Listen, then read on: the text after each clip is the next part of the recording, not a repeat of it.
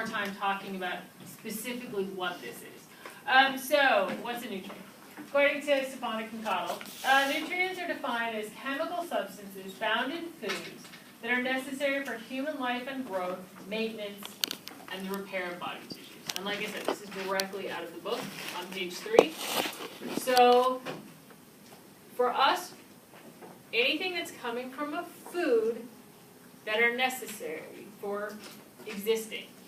And we can talk about evolution. There are people that specialize in nutrition evolution and how it came to be that we need these things as opposed to other things. But for whatever reason, the convergence of the foods that people ate and the proteins we evolved to allow us to get nutrition from those foods converged the way that they did. So, as we know, there's 6 major nutrient groups. The macronutrients, which is what we're doing this quarter, the carbohydrates, fats, and proteins. The micronutrients, the vitamins and minerals, and also water. We're doing vitamins, minerals, and fluid balance next quarter. This one, carbohydrates, fats, proteins, and then overall energy balance because it's a good bridge between it. It's a great way to kind of put it all together. Okay, so it's long been recognized that food can be nutritive, toxic, or medicinal.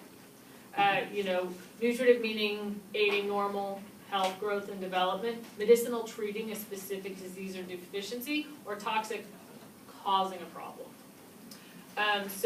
But again, foods can be one or more of these.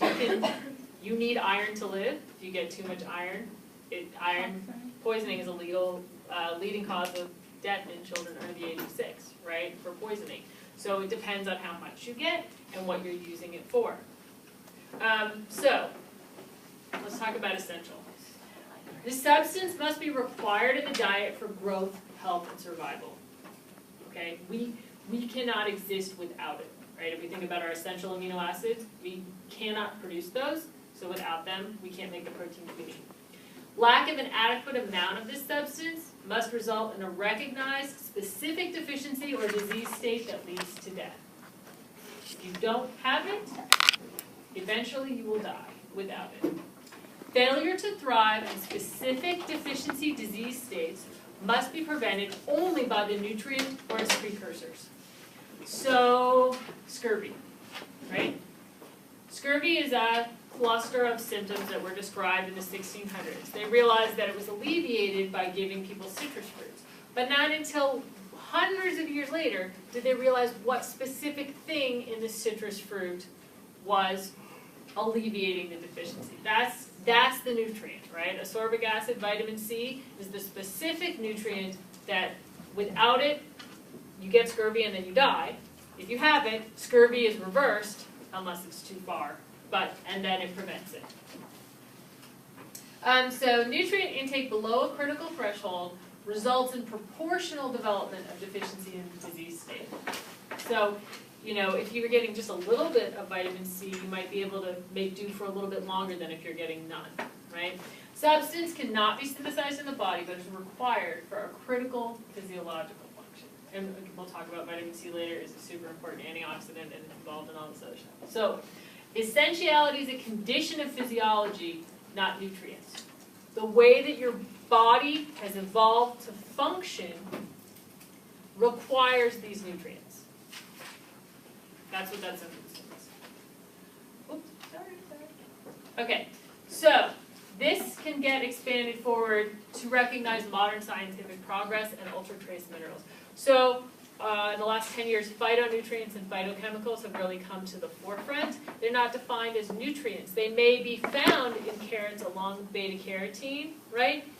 But they're not beta-carotene, and we don't have a specific name for them yet.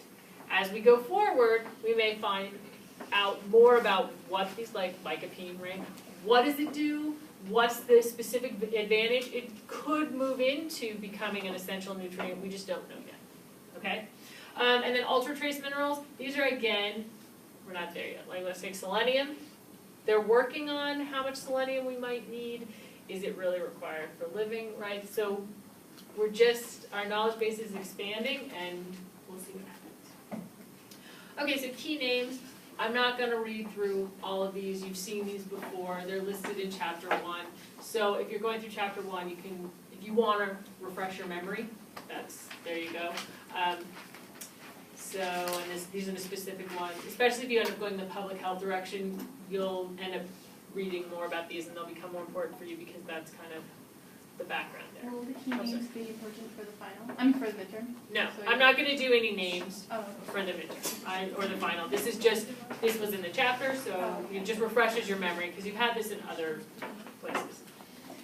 Okay, so